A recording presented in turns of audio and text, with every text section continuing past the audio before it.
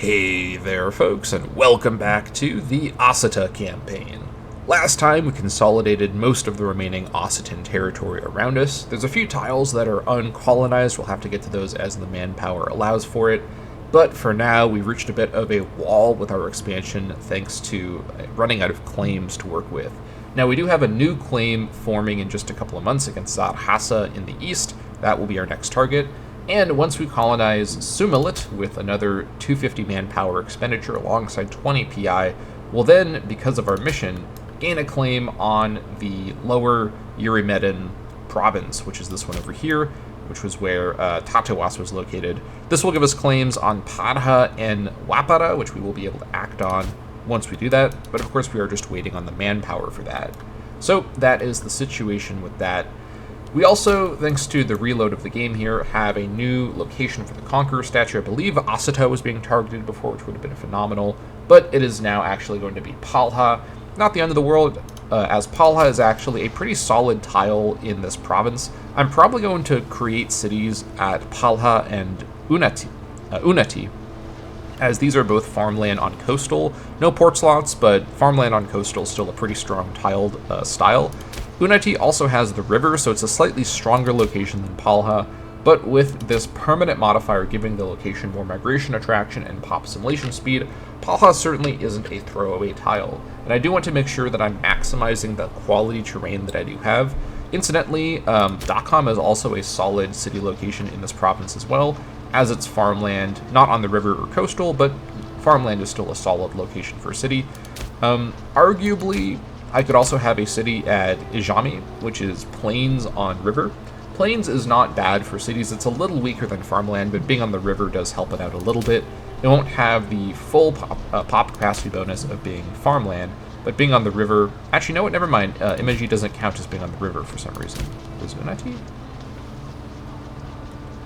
Unati doesn't either, actually. Interesting. Okay, so Asita counts as being on the river. Does Aponda count? Aponda counts. For some reason, this side of the river doesn't count. Okay. Either way, I guess Unati and Palha are actually both as good as each other, because the river, for some reason, only counts on this side. Not sure what that's about. Anyways, so I will eventually build a city in Palha, and there's an argument for actually building one sooner, because I could then do the lower Melas line of mission or objectives in the West Tadas mission here. Now, this first one for just having 3 cities in the province, which, by the way, would cost me to set this up. It's actually only 20 PI per city, right? Because we're playing as a kingdom, so we have much cheaper city foundation. And 100 gold, of course, but we can definitely afford this. I could found a city in Palha and then found one in Unati, which is probably the next strongest tile. I'll must set on the river bonus, so that's 5% pop capacity, but we're trading that for 10% from it being farmland, and also we're getting 5% from it being coastal. So the fact that it's not on the river for some technical reason that I can't figure out doesn't really matter too much because we get the coastal bonus even without a port slot. So Unati and Palha are both good city locations, but it is still 40 PI to get that set up, and that is just a couple of months as long as I just don't spend PI on other things, which, you know me, I never spend PI on things that don't require PI expenditure. I'm a master PI saver. Just don't check any of the footage of any of my campaigns. But putting that aside, this bonus is for 20 years.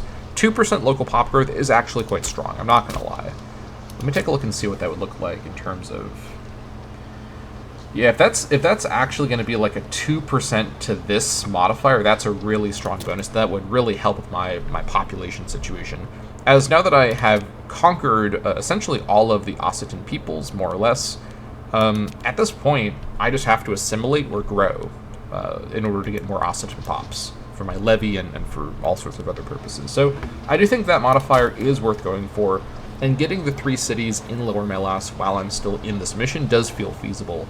As, let's see, once I grab this, I then can, let's see, this one just requires conquering all of this. So I'll have to conquer those 2 tags, or I guess technically I don't have to conquer the whole tags, but I'll have to take those territories from those tags. I get 5 freemen in Mamijan. That's a little random, but okay, I'm happy to get 5 freemen. This one over here is going to require colonizing Sarista, which is actually Ossitan pop, so I will want to go and do that. And this will give me occupation welcomed in Upper Melas for 20 years. That's pretty good. And this one here basically just requires having completed the previous objective. Then I'll get 10 years of pop output in Upper Melas. And then I can do Triumph in West Tadas, which will give me Triumph in the tile of Asita. That's pretty handy. That's where it should go. For 10 years, pop output and citizen happiness. And one additional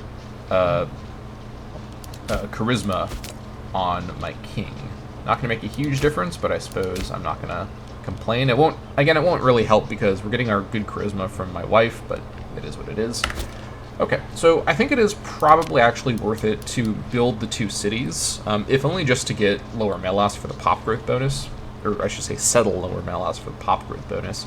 As for develop Lower Melas, 1 free province investment obviously is nice, but to have no free building slots, because I've done the building, the religious, religious endowments thing previously to get another building slot for Asita, Palha and Unati should both have 3 city building slots once they're cities, because it'll be, from it being, I can show you with Asita, it'll basically be 1 by default, and then +1 for city, and then +1 for religious complexes. It's not going to have the capital territory bonus. So can I build 6 buildings before I want to move on to the next mission? If I had a lot more money, yes, but with my current income and with the number of tags around me that I can, sack cities from or sell nobles, maybe I can pull this off before I run out of claims to work with, but I'll really need to start the next mission to get more claims, to then get more money, to then buy the building. So I'll be stuck in this mission if I commit myself to develop Lower Melas. That being said, I don't know if the mission that I want next, which is the Matter of Tadha and Tassa mission, is going to be available next. But that being said, again, there are still a number of tags to work with in this region. I will just have to get the claims on them the hard way, or get them into wars with me in some other manner.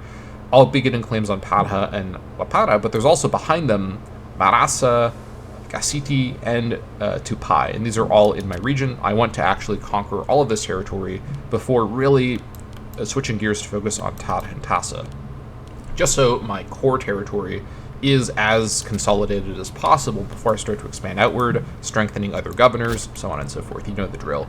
So with that in mind, I think it is probably worth at least building the cities in Palha and in Unati, although I'm not sure I will develop them. I will at least start to build them, as the free province investment isn't as strong of a bonus as the 20 years of pop growth. And then supply Lower Melas is completely free. I just need to completely own Lower Melas, which I will once I take Sumalit. And I'll need to import just some specific things.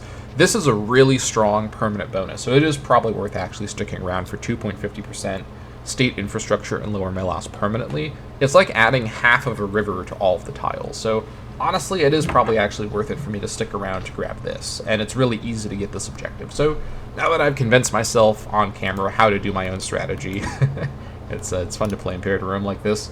Let's go ahead and proceed. We need to just wait for the 250 manpower to colonize Sumalit. And by the way, fun fact behind the scenes, for some reason my Bronze Age mod copy that I'm playing with here that I've modified reset itself and actually reverted back to 750 manpower for colonization.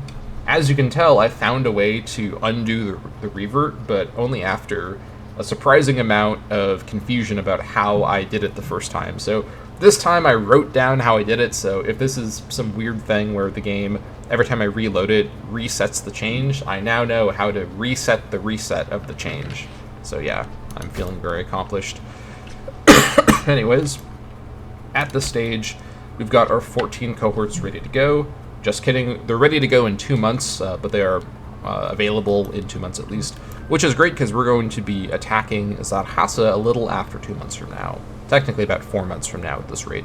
So we can go ahead and raise them at the corner of the region and send them over once they are raisable, and then we'll just go to war with Zarhasa next. Zarhasa has no allies, and looks like they're going to be a pretty easy target, but I guess we'll see. Anyways, I think we're good to go ahead and resume. Anything else I need to do while I'm paused? Probably not. How's my corruption situation looking? Okay, we're getting the corruption under control. is it worth it to actually... I mean, I can't do anything about it right now, but in a few years I could change again. Arguably, changing to Huashana is probably what I should do. I didn't have Huashana set up before because I had the Discipline God, but I think I want to run Huashana once we do this round of Kaminoshipa. We can then kind of switch back and forth as needed. Yeah, I think having the morale bonus would be safer.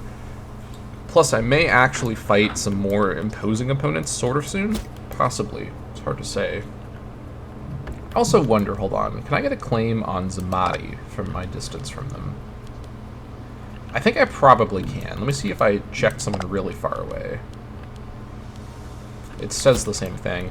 If I can get a claim on someone further away that I could sail to that has some nice sackable cities, Zamari has a couple. I could then use my strong military strength. Actually, a better target might be someone like Ugarit. Yeah, Ugarit's a huge city, at least for, early game Bronze Age. Although they're being ransacked by Arazagana. There we go. Let's speak this language here. There's a couple, yeah. The Levant has a couple good locations to attack. There's also some sort of raid into Egypt I could do. It feels a little bit more, it feels like a little bit less feasible, but, I mean, maybe. Egypt also, I mean, the Egyptian tags do like to have a lot of unfortified cities, although, I don't know. We don't even have a navy yet, so let's not get too crazy here. Anyways, let's go ahead and resume. Let's just focus on what we have in front of us here. We have to consolidate our core region first before we start getting big ideas about what we can do with our Fort Maine should stay on, actually, yeah. Alright, so keeping in mind, my corruption strategy is about essentially turning income into PI. Like, that's the way to think about this, because I know the way I'm doing it's very strange, where I have, and I should, let me just check that I do on everyone here. I should have free hands on every single officer, which is producing a lot of corruption. Looks like I did catch them all. Okay, good. Yes.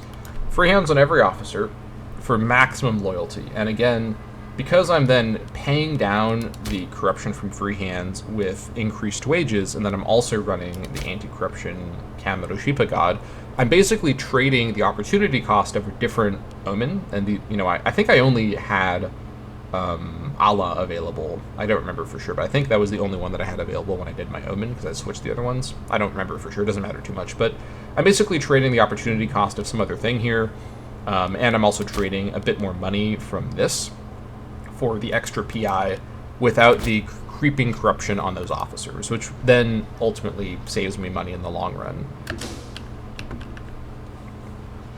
Alright. How's my governor looking, by the way? 65 loyalty. It could be better, but I'm not giving him free hands. I'm not out of my mind. Although, maybe he's deceitful. If he wasn't deceitful, I'd do it, because I have enough corruption reduction going to actually make this feasible. If I were to give him free hands, he'd be at plus 0.02 corruption, which is really, really small. I might be able to justify this. I'm just 65 is a little low for a governor. I mean, I've run governors at lower loyalty than this, so maybe it's fine, but I'm a little nervous about this. Let me save free hands in the tool belt just in case I need to do it, but I don't think it'll be completely necessary. Alright, let's get the army raised. There we go. Raise them as far as we can towards this direction. Remember, this is impassable, so we have to raise them over here.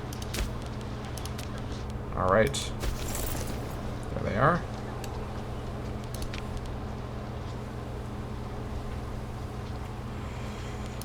This looks fine. Okay. Let's just bring them over here. And yeah. Let's go ahead and increase maintenance as well. Yeah, we might have been a little late on that, actually. It's probably fine. No allies. I'm probably going to arrive here before they even raise their forces. And they're also building... Okay, this is good timing. They're building a second level fort. So I'm glad I'm arriving here before they get that built. That could be a problem if I neglected that. Let's go down to speed 2. Let's see here.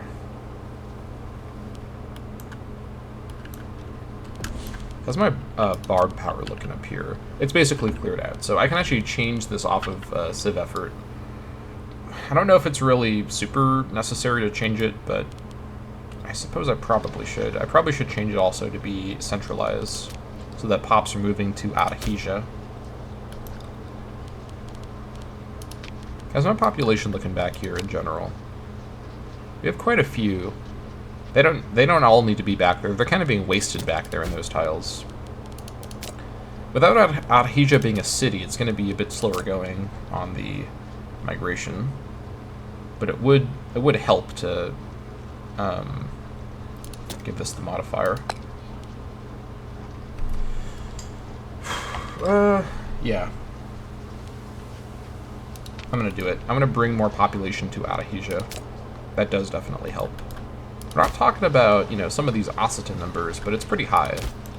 Once we make Adhesia a city, which is not a high priority right now, we have a lot more to worry about, that will also help with migration attraction. I basically don't need anyone in any of these tiles, but I will want population in Adhesia, at least eventually.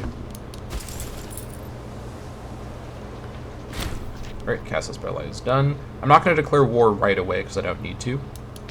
I'm going to arrive, and then I guess actually should I, you know, I'm gonna roll the dice that I don't need full morale for this. These guys are not gonna have, maybe they'll have like 2 cohorts, so even with partial morale I'll be completely fine. Alright, let's declare the war to take Zarhasa. Alright, make sure that's all fine. In you go. 26th of March. Maybe they raise, but I probably just stack wipe them even at partial morale. Not too concerned.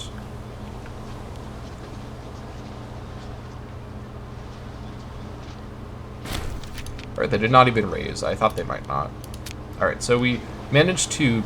Yeah, okay. As you can see, because we've now occupied, or we've laid siege to their capital, the fort that they're building is paused. Every single day, its completion date is advanced by 1 day, because it's not progressing. Okay, they actually erased up here. No, they're actually a tribe. No, they're not. They're a monarchy. Okay, either way. I've got my fort right here. They're not going anywhere. We should be completely fine. I'm not too worried.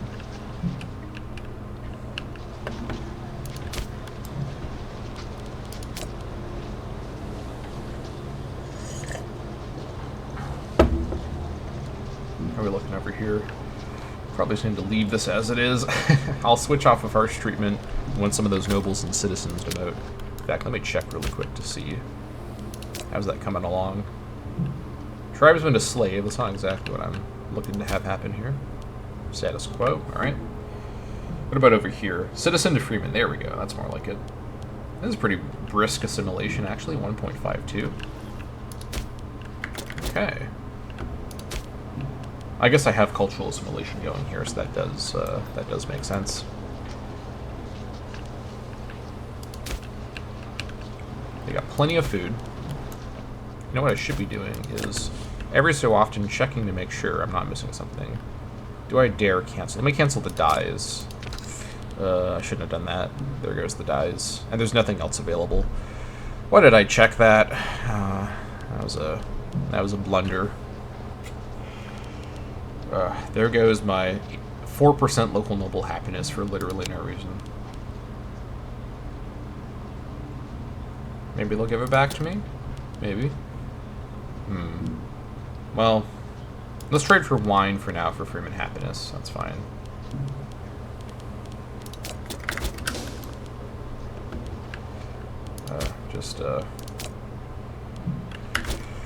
Just, it is what it is.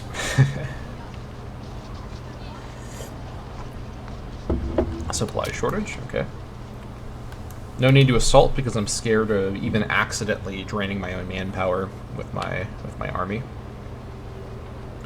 That being said, if I don't enter my own territory, I think we should be fine.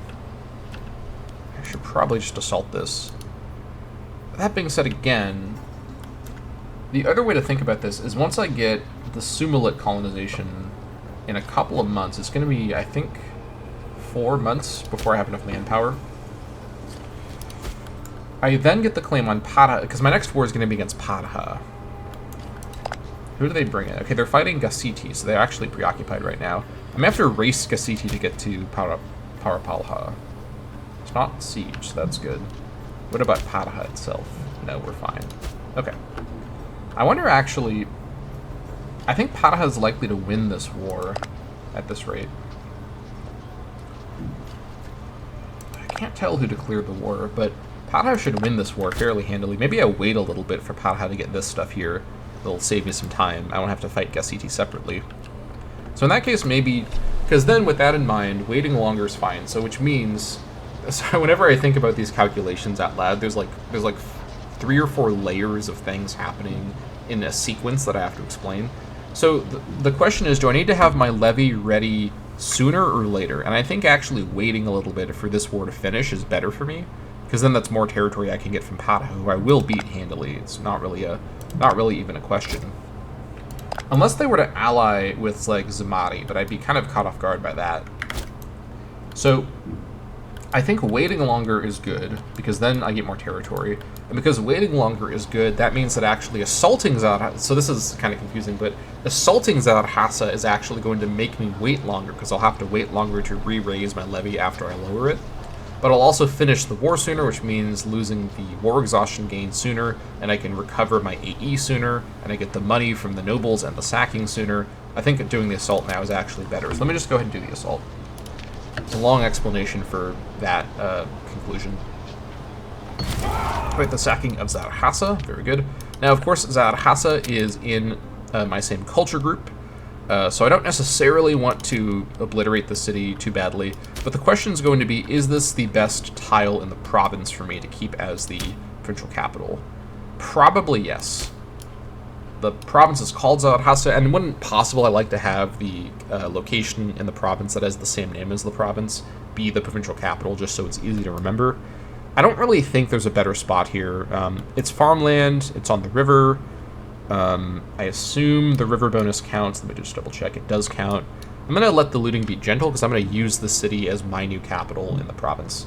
Ukara, the first Takis, has led his men to glorious victory during the siege of Zarhasa. The enemy flee in disgrace, and all that is left is to decide on how to treat the residents within.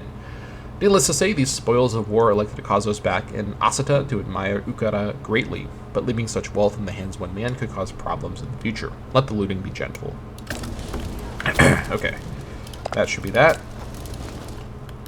They won't quite agree, but they will in just a moment. Let's just give them that moment to reconsider their situation very slightly. And we should be good to go.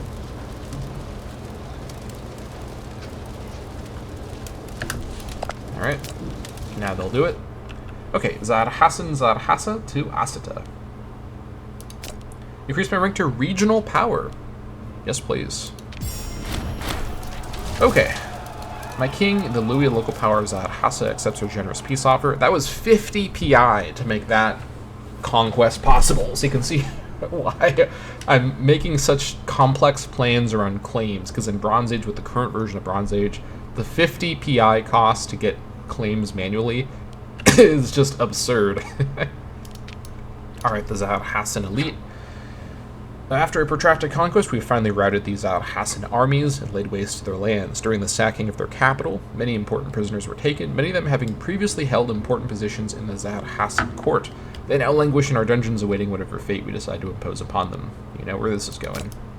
My king, Ukara, the first Takis, we've increased in rank and are now a regional power country instead of a local power. Since we're an independent country with at least 40 territories, we can now guarantee other countries, threaten war, and have alliances. We also have the following modifiers: build cost reduction of 5%, province loyalty of -0.03, unintegrated culture group happiness of 4%, 3% integrated culture group happiness, 0.08% AE decay malice, 1 capital import route, plus 0.15 integration speed, plus 10% increased monthly wages for characters, 1 diplomatic relations slot, 5% monthly PI, minus 5% war score cost, 50% dip range, minus 3% threshold for civil war, And I think there's actually one more as well that it doesn't list because it runs out of space. Hold on. Yes, there's a few more actually. Minus 0.73 levy size multiplier, 2 max mercenary armies at the same time, and 50% divine sacrifice cost bonus.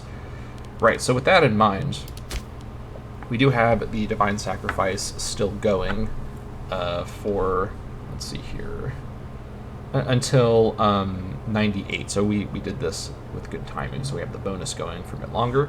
That's good. Let's go ahead and lower. We might have a lower. No, I guess it didn't readjust yet. Maybe on the monthly ticket it'll readjust. Also, the capital moved to Zarhasa, which I want. Now, when I conquer La Wiasi, I'm assuming the capital will move to some random spot because this game is great. But in the meantime, it's moved to Zarhasa, which is perfect.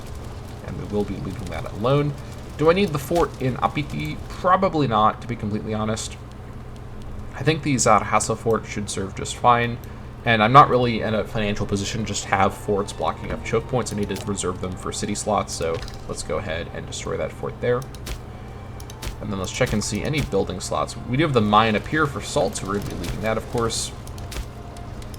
And Zarhasa lost the second fort it was building, but it kept the garrison. So I'm actually glad I did the assault, as I would have spent a long time sieging this place that had a fort and a garrison. And they were building a second fort level as well, those guys.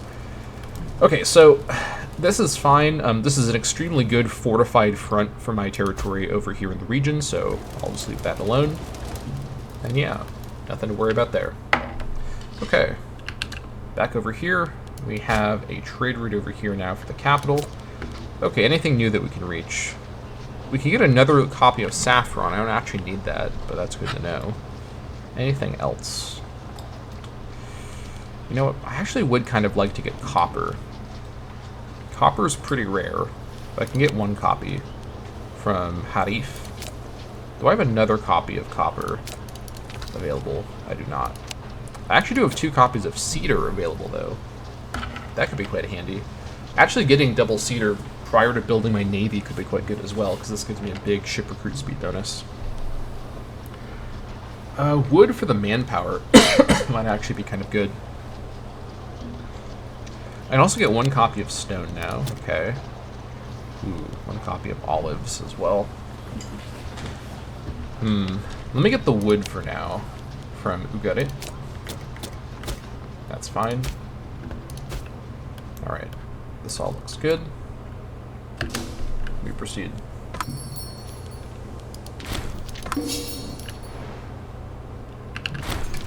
Also, let's not forget to address that. The industrious folks of Tatuas have excelled themselves, contributing through personal funds to develop the infrastructure of their fine city. We hope this attitude can be mirrored by some of our less loyal subjects. So I could get a granary in Tatuas. Let me take a quick look here. Not really that important.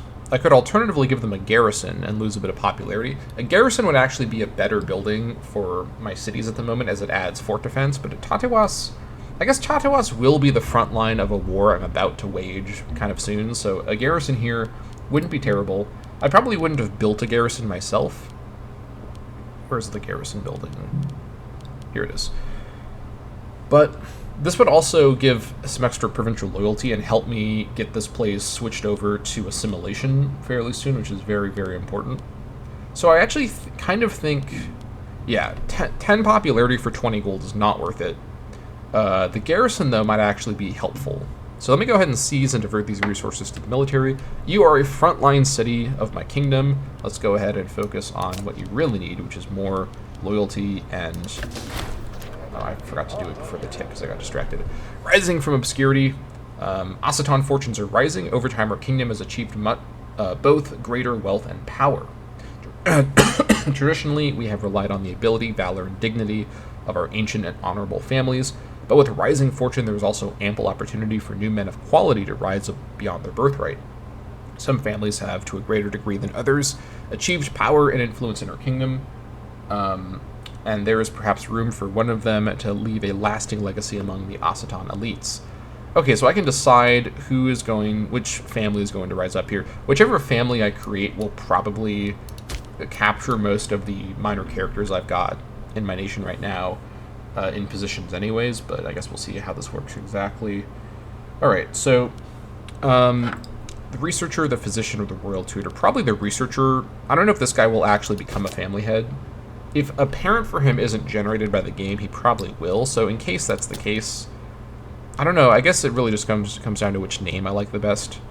The families I currently have, remember the Alarid family, which is me, or no, sorry, the Takius family, which is me, the Halcyotid family, the Alarid family, and the Phileid family. So an Alaris family is a little confusing because that sounds like Alarid. Halcyotis sounds like Halcyotid, and Hennis sounds like none of these, so I guess on that basis alone, I'll invite the royal tutor to form a family. Let's see if it's actually him who becomes the family head. I'll invite Gatali Hennis to form a family. Okay. Okay, so he did a father spawned from the ether for him, Bentessina Hennis. Okay, that's fine. But how does the new Hennis family, Henid family feel? Okay, we now only need one character per family per office because we have so many families now. So that's actually one nice thing about this. I'm going to do a quick government reorganization with this in mind. Do I decrease maintenance?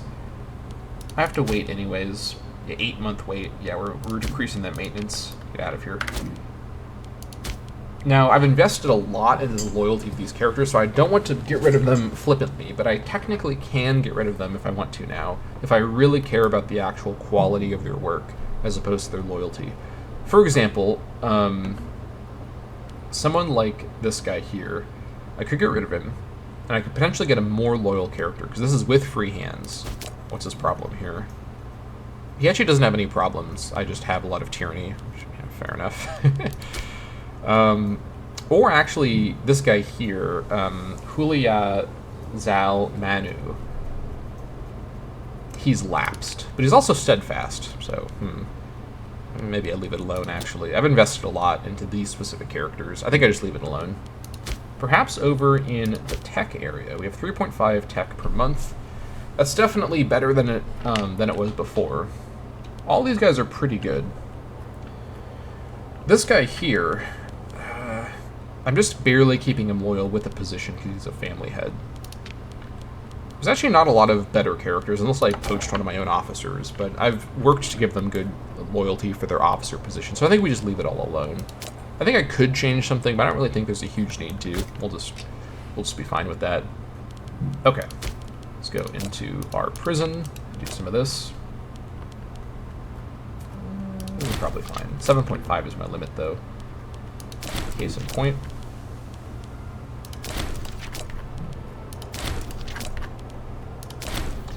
Not the most valuable prisoners here. It is what it is. How about some 10s? Nope.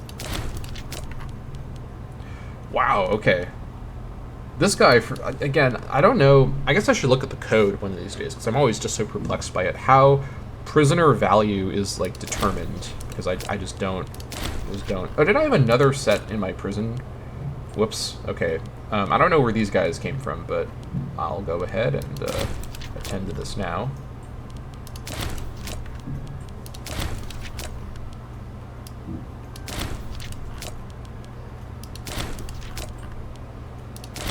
That should be everybody.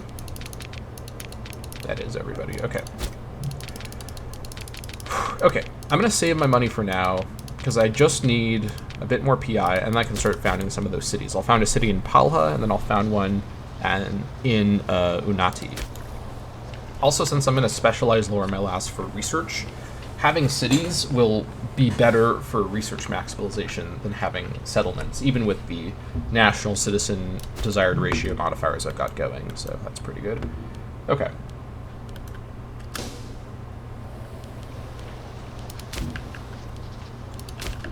Also, you know what? Where's my colonial venture? Oh, yeah, it's 94. Okay, so June of 94. I probably want to found the Zarhassan colony in Zarhassa while it targets it, which let's first check and see if it's targeting it. It does. I just need to not have colonial ventures. I will probably do that. I need to move some Asatan pops over there. just so I have something to work with in those areas.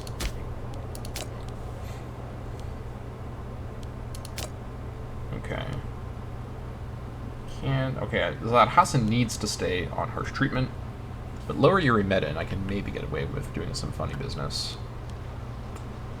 Probably not. Let's leave it alone for now. It's not at 100, so we're still gaining something by leaving it there. Rise. Oh yeah, here's the other family. There's simply more families in effect here. So we just read this a moment ago, so we'll just do this again. So again, these family names are a little familiar. All right, so we've got the Philiad, Alarid, Harsiotid, Takias, and Henid, and then we can add in an Alaris family, which would probably be called the Alarids, Harsiotis, which would be called the Harsiotids, and the Harsiotis, who would be called the Harsiotids. This is going to get a little confusing. I guess Alaris? I mean, I guess at this point we just consider the character directly. I suppose I'll have the Alaris family become a prominent family. Oh, maybe not. Maybe we didn't get the family. Well, okay. Let me check the researcher. Maybe he just joined the Alarid family. I mean, I guess that's one way of it working. Yeah, I think he just joined the Alarid family. That's completely fine. We get grateful from them. Actually, we get grateful from all of them, because we're at 2 of 1. Alright. That's pretty good. I'm happy with that.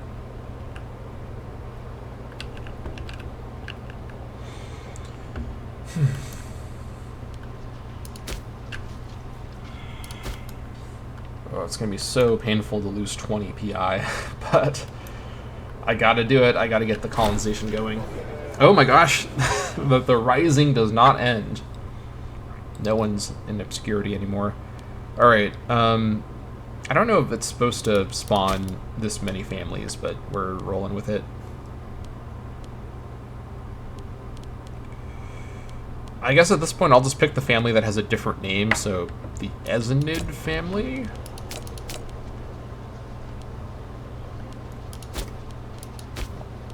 Okay, this time they actually spawn. I think it was just glitched before. Okay, that's fine. I just need to assign someone from that family somewhere.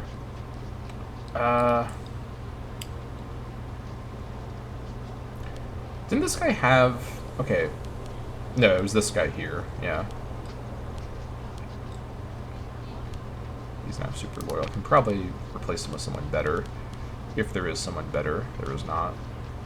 Marshall? No. The Ezenids are not too impressive here. Anybody with any good stats. This guy's Marshall's pretty good. Let me bring this guy in to replace my pretender researcher. Tilly Tesseb Ezenid. He also has the intelligent trait, although I don't think this works in Bronze Age Reborn. Either way, that should solve that. And we don't have the pretender being disloyal either, so that's pretty good. Alright. Good stuff.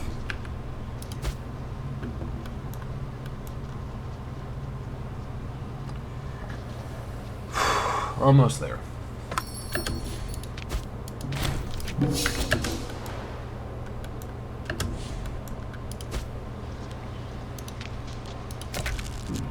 Sumilit. It's a bit more Aceton pops to work with as well. Not 14 yet, but maybe soon. Or not 15 yet, but maybe soon. Into West Tadas. Oh, it moved it to Asita. Look at that.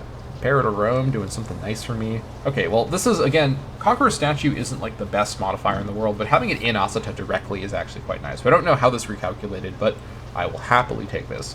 Asita gains Conqueror Statue, -1 slaves needed for local surplus, +1 migration attraction, which is actually quite nice for my current strategy of centralization, and 10% pop simulation speed in Asita permanently. And we get the claim on lower Eurymedon. Thank you for that. Okay, that is pretty good. Migration attraction is pretty high. Very nice. Alright, now that we got the claim, I don't really want to do anything to act on it quite yet, because these guys are still fighting Gassiti. I'm assuming Gassiti's under siege right now. Yep, there's the siege. It looks like it's just one siege right now.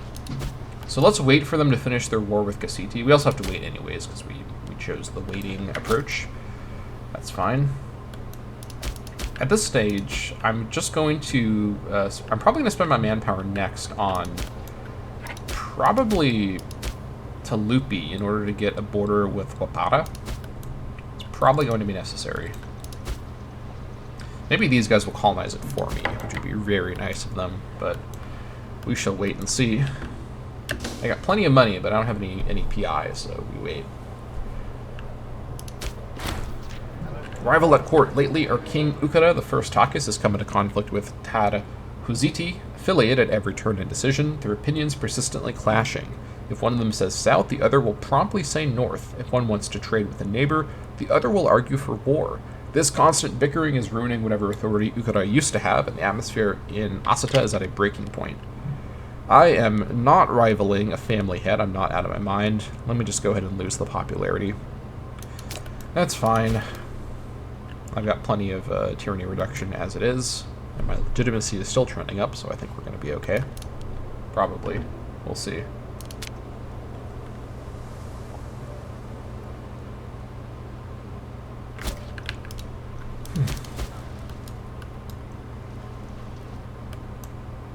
Okay, they've taken this. The war should be over soon, which means basically once we get to April of next year, we're going to get our army raised. Well, the end of April, then we'll go to war with Padha. Should be pretty straightforward. Although they are going to be gaining some population from this, though not very much. Wow, they really ransacked Gassiti. One population left. They almost decolonized it. Padha, you better be careful. I'm not spending 250 manpower to get that tile back. Please don't do any funny business. It would break my heart. January of 94. We also get a claim from our War Council in January of 95, so let's not forget about that. Leave it as it is. Yeah.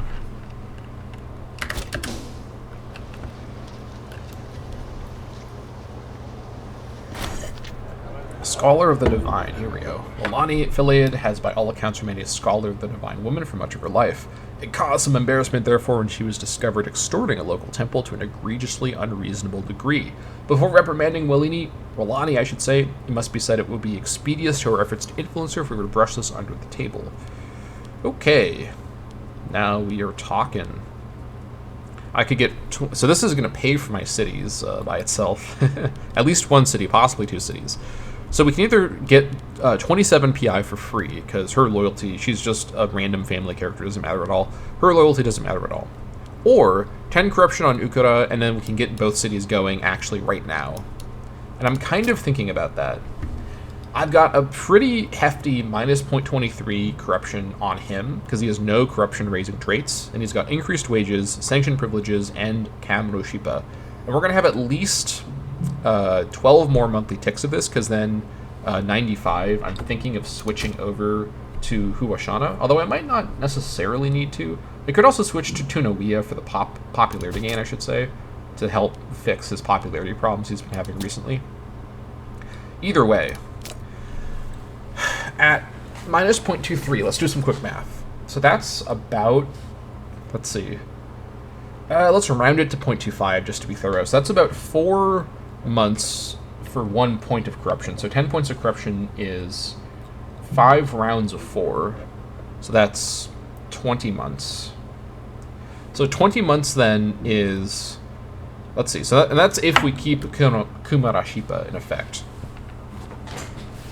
But then compared to the amount of PI, I don't think this is a good... Okay, I'm very tempted to do this, but I don't think this is actually a good trade, because we actually gain quite a bit of PI per month, and the gain per month is so much more than our corruption loss.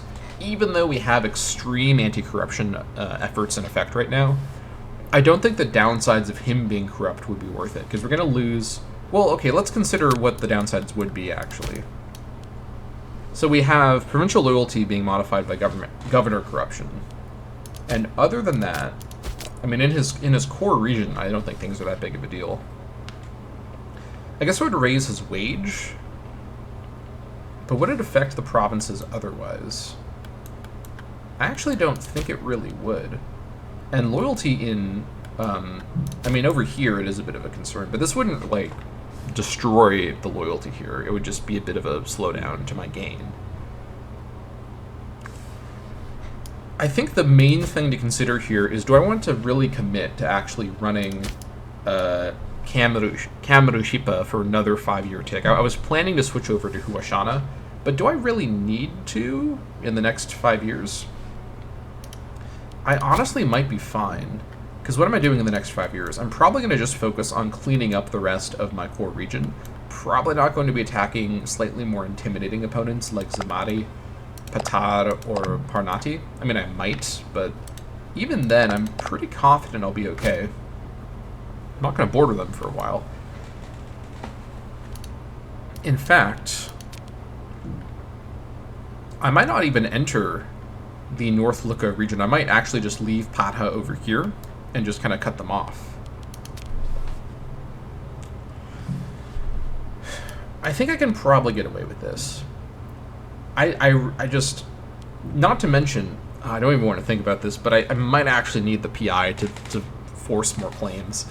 It's so brutal. It's so expensive in Bronze Age to do manual claim generation. Like, the difference between, what was it normally, like 20 and 50 is just absurd.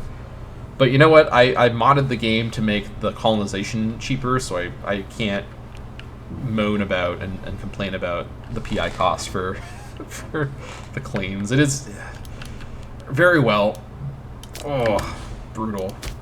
Brutal, brutal, brutal. Okay, so let's actually see what this does. Monthly wage on him. So now, oh, it gives a PI malice.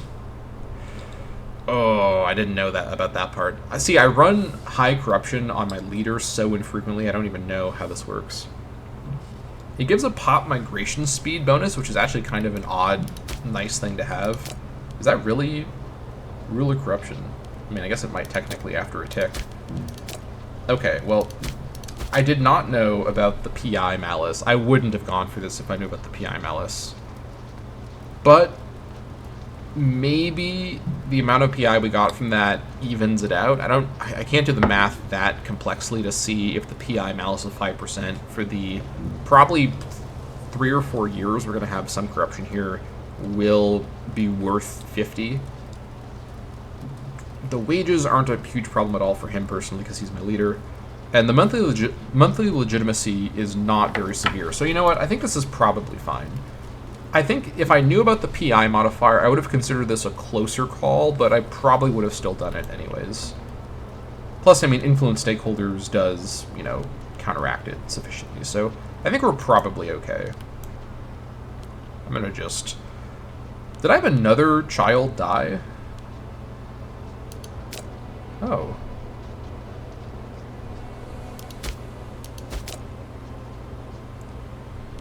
No. That was my illegitimate. Yeah, one of these was my illegitimate children. Yeah, this was the child that I ordered to not continue existing. So, okay, that's what happened with that. Okay.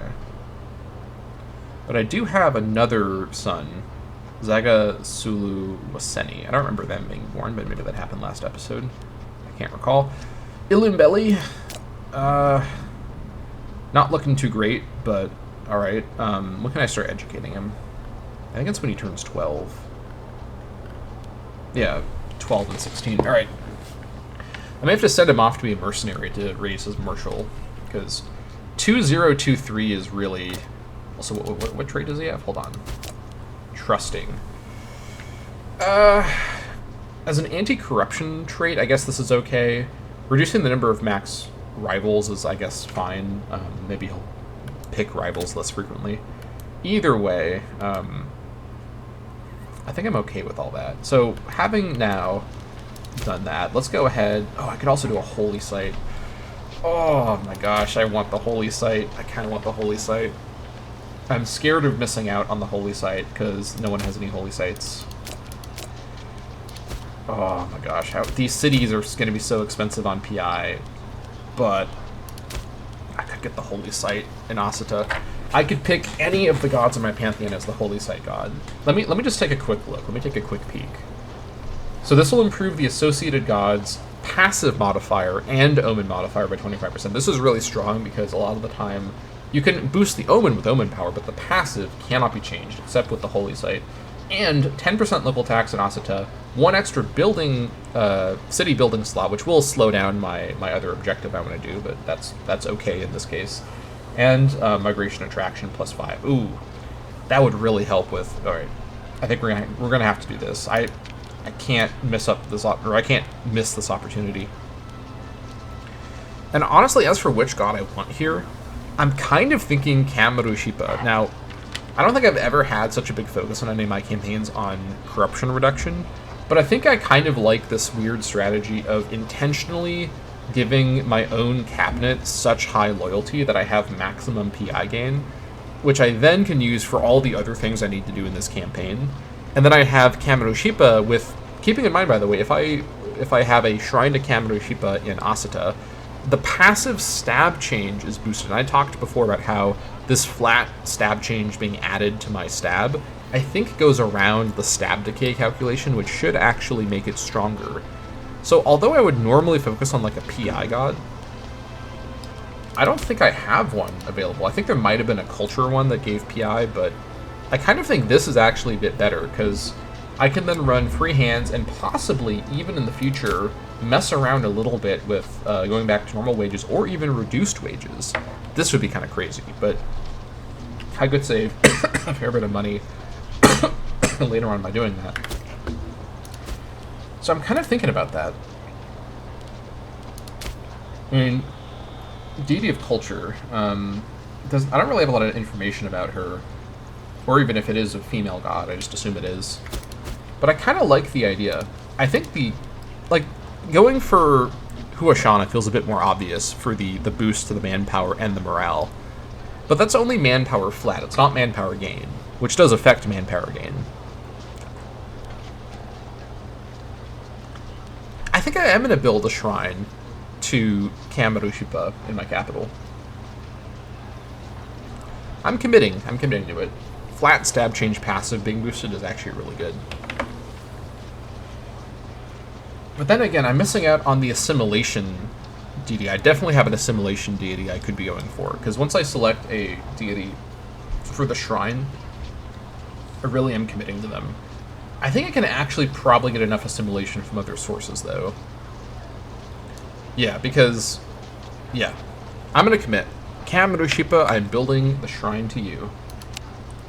There it is. Okay. Temple of Kamaru Shipa in Asita, which means we now have plus 0.03 monthly stab change and minus 0.10 corruption, which means, given the math has changed, I think I can actually now even go to regular wages and have flat corruption on my officers. Let me just check this really quick. That hasn't recalculated yet, so I think what I can do is I could lose sanctioned privileges and get away with it. Maybe. We'll check back on that in a moment. Anyways, do I have any? I don't, but I will eventually have some stuff for the reliquary. Okay, so I think that was a pretty good use of my money. Now I just need the PI to build cities, but it's only going to be a few months to get my first city going, so I think this didn't slow us down too badly. All right. Feeling strategic.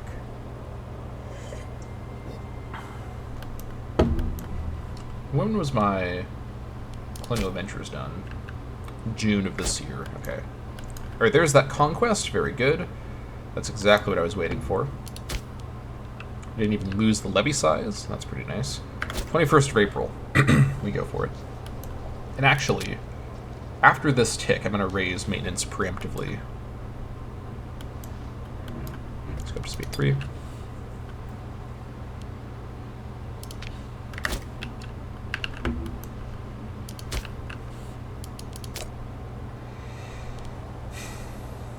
Okay.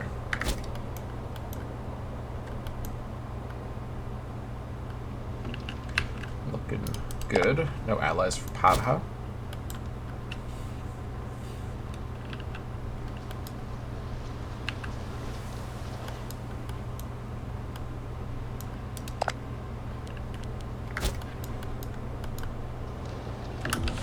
Okay.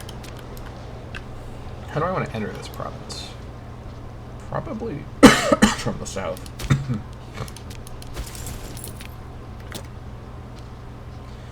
Let's give it the tick, so we go in at full morale, just to be safe, and we proceed.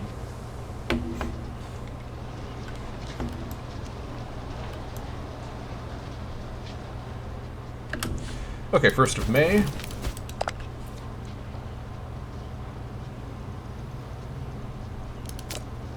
Take Lower Eurymedon against Padha. 87 Padhans, and we're coming in with our 135 Ossitans. So we should have the Levy advantage, unless they've integrated the other minority culture they have there, which I don't think they would have done this by now. I think they should be completely fine. Let's go to it. Or let's go for it, rather. I guess we'll also go to it, as it were. Take Lower Eurymedon. Here we go. Okay. Good. All this stays. What I'm going to do is I'm going to split off both my chariots to go and take this tile, while the rest goes straight for Parapalha. I'll be attacking, if they attack me, I'll be attacking on farmland. I think that's fine. And I don't think they're likely to go around me to go and retake Alwani. I guess they might, because they're scared of my strength, of my army size. They also may have just lowered their army. They're going to re-raise it, because they have the same power that I do to re-raise when they're being invaded. Either way, we proceed. Also, let's not forget about our city construction, so let's keep an eye on that in the background. This is also the war target, incidentally, because it's the Lower Eurymedon location. Healthy population. We thought that you would be pleased to hear this, O Ukara, the first Takis. Although everyone knows that the Ossitan people are fond of their beer and meat, as of late there has been a concerted effort by our citizens to eat more fruits and vegetables. Not only is produce delectable and nourishing, but we have such a surplus of fruits on hand that it only makes sense for people to consume what they cannot sell in the market. Hopefully we'll see more of this. Plus 0.15 pop growth for 10 years. That is what I call some nutritional goodness. Is it because I have fruit surplus going on? I should actually genuinely look in the Bronze Age code. Now that I know how to do this, this is some big brain thinking. Look in the Bronze Age code to find all the events that involve having a certain surplus and figure out strategically which ones I should prioritize. Let me just check really quick. Anything better than wood for me? Not really. Let me just keep the manpower going. Trade with Ugarit. That's fine. But the fortress is under siege. There's probably not the... Oh yeah, you know what? They're also region split. I just thought about this. They're split between the two regions. So yeah, so they're going to have even less cohesion than I thought. Which is pretty good. Kill the pop there. Please stop doing that. Those are my populations that we're killing. Also, it was June. Yeah. June 9th. It's probably going to end up being July 1st that we're allowed to do it again. But I'll check on June 10th, or I'll check on June 9th just to double check. Also, I just literally said to not forget about this, and I forgot about it. Okay, let's found the city in Palha first. I guess, yeah, coastal's 5%, so let's not get distracted here. We could found a city in Takam eventually, but it's not a priority.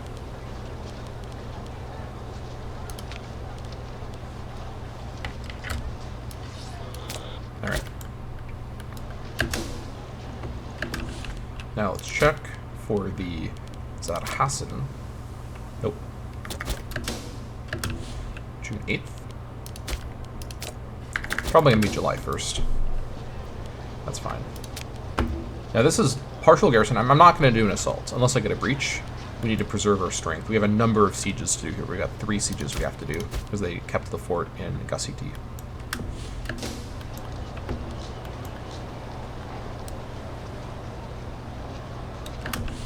Alright.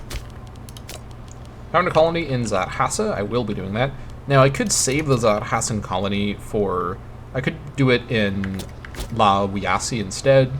I don't know. I think Zadhasa is the best spot over here, to be honest. Yeah, it's kind of... These other provinces have better locations that are not Zadhasan pops. Well, maybe not, actually.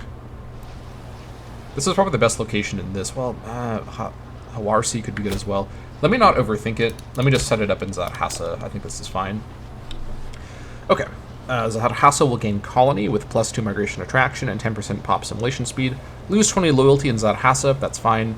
We lose some pops who are sent over to the Zadhasan territory. And then the culture gains colonial occupation for forever with those modifiers. 15% reduced cultural integration speed and 6% reduced culture happiness. And Asita gains colonial venture for 36 months, 5% reduced national tax. Okay, Zadhasa, a Ossitan colony. The arrival of Ossitan settlers has hardly endeared the local population to us, but the foundation of a colony here, or in this area, is without a doubt the best way to exert control here in the long run. Soon even the local Zadhasan inhabitants will see how our city will prosper and surpass any previous settlements they may have had in this area before the land was confiscated. Okay. Now, did I lose any... Do I have any, like, mine buildings or anything like that? I can't recall. Yeah, over here. I just need 9, so we're fine. We kept the fruit.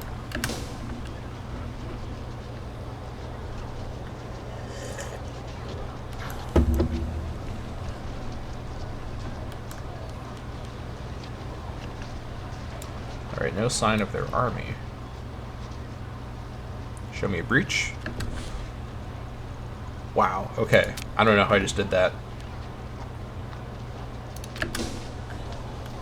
I have breach summoning owls. That's that's a really nice thing to have for this campaign. Okay, the sacking of Parapalha. Ukara, the first Takius, has led his men to glorious victory during the siege of Parapalha. The enemy fleeing disgrace, and all that is left is to decide on how to treat the residents within. Needless to say, these spoils of war like that cause us back in Asita to admire Ukara greatly, but leaving such wealth in the hands of one man could cause problems in the future. Right, so this area over here is not my culture group, so let's keep this in mind. We're now entering a wrong culture group area out in this corner of my region. So I'm going to be a bit more aggressive here, as I kind of need to clear these guys out. It's going to be too much work to assimilate them. They are same religion, thankfully, but I think it's probably better just to say none shall hide. We also get more money, which isn't bad. We gain Cruel, which will reduce his charisma. He's getting charisma from his wife, so that's not really a big problem. Enslavement efficiency increased by 3%. I think that's actually good for him. Great Winter construction bonus, not going to matter. As the governor, 6% slave output. That's great in my capital region. And as the ruler, plus 0.02 monthly tyranny. Not ideal, but we have enough anti-tyranny that I think this is fine. Suffering and productivity come hand in hand. That is according to Ukara, at least. He's also more likely to murder people. And we're going to be killing a bunch of random pops. It says 4 slaves, but it actually just picks 4 random pops, I think. And we get 40 gold, and he also gets 40 gold as well. And 5 popularity. None shall hide. Yeah. Okay. And with that, that's going to be a good stopping point for this episode.